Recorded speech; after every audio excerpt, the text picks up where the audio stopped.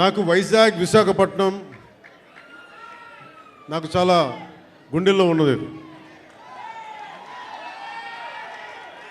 అంటే చాలామంది అనుకుంటూ ఉంటారు, ఈ పవన్ కళ్యాణ్ అనేవాడు ఏ ఊరు వెళ్ళినా ఆ ఊరిలో ఉంటాడని చెప్తాడేంటి అనుకుంటా ఉంటాడు.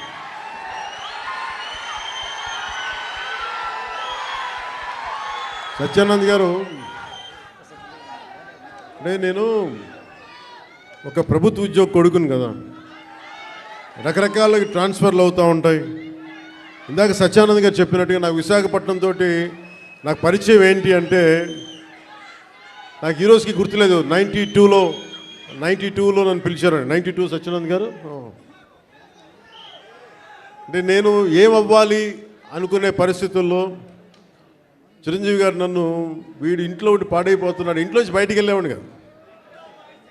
ఒక 16 ఏళ్ళ అమ్మాయిని ఎలా పిలుస్తారు ఇంట్లోంచి బయటికి వెళ్ళకుండా, నన్ను ఇంట్లో పెట్టేసేవాడు.